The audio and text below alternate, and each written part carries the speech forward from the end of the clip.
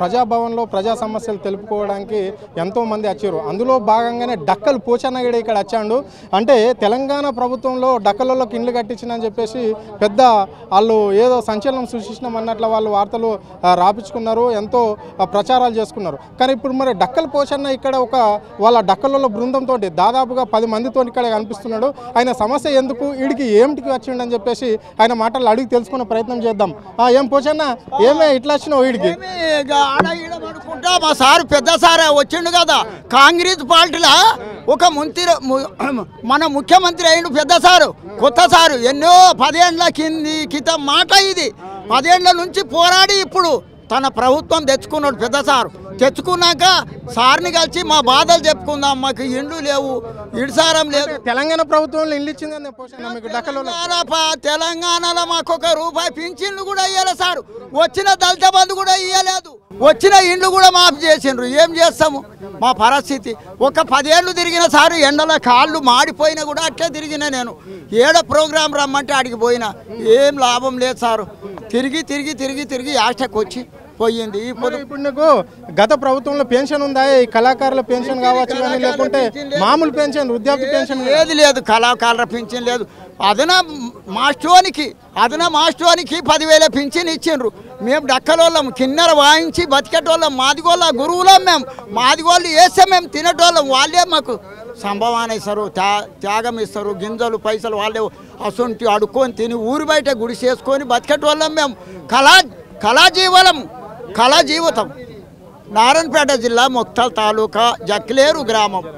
అయితే ఈ లేవల్ల మా సార్ని, పెద్ద సార్ని, రవీంద్ర సార్ని కలవనీకి వచ్చిన, రేవంత్ సార్ని కలవనీకి వచ్చి పోషా పనికి ఎన్ని ఏళ్ళు ఉన్నాయి నీకు? ప్రభుత్వం పెన్షన్ ఇచ్చిందా లేదా? గతంలో నాకు 82 ఏళ్ళు ఉన్నాయి.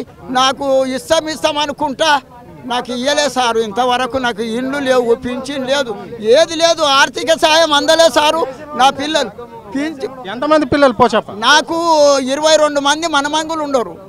నాకు 22 మంది మనమంగులు. ఈ కిన్నెరతోనే చదివిస్తుండ, ఈ కిన్నెరతోనే బతికిస్తుండ నా పిల్లలు. ఏమేమి చదువుతున్నారు నీ పిల్లలు? ఎక్కడెక్కడ సెటిల్ అయ్యారు? ఆనే చదివిస్తున్నా, మొత్తాల నారాయణపేట అట్లకెళ్ళే చదివిస్తున్నా నా పిల్లలని. ఇక మొత్తము 6 తారీఖు, ఇక 7, 8, 10 తారీఖు వరకు చదివిస్తుండ నా పిల్లలని. అంటే ఇప్పుడు నీ కొడుకు పిల్లలా, బిడ్డ పిల్లలా? బిడ్డ పిల్లలు. కొడుకు ఒక్కడే, మొత్తం నాతోనే ఉండరు నా పిల్లలు.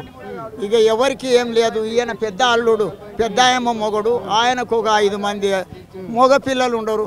అదే కష్టం చేసుకొని చదువుకొని ఈ కిన్నెర మీద బతుకుదేరు అందరినీ నడుపుతుంటా. ఎన్నేళ్ళ నుంచి కిన్నెర కొడుతున్నావు? ఈ కిన్నెర ఎట్లా తయారు చేసారు? ఈ కిన్నెరకి ఎన్ని మెట్లు ఉంటాయి? మా తాతలు ముని తాతల నుంచి ఈ కిన్నెర తయారైంది. 12 మెట్ల కిన్నెర. మా తాత నుంచి మా ముని తాత నుంచి మా తాత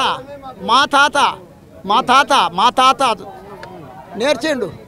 మా తాత చదివించిండు. చదివి మేము చేసినాం.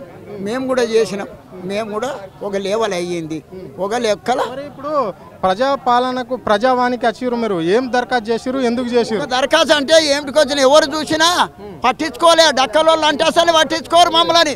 కలెక్టర్లు కానీ ఎమ్మెల్యేలు కానీ ఎవరు కూడా పట్టించుకోవాలి. ఇస్తామంటారు కానీ ఇయ్యారు మాకు.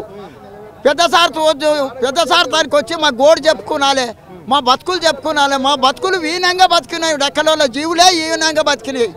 మా డక్కలకు ఇండ్లు లేవు, పింఛన్లు లేవు, ఏవి లేవు.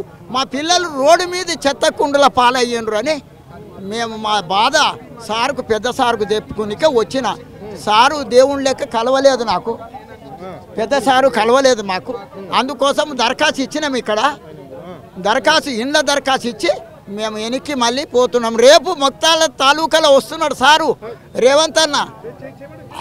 ఆ సారు ముఖ్యమంత్రి సారు వస్తున్నాడు.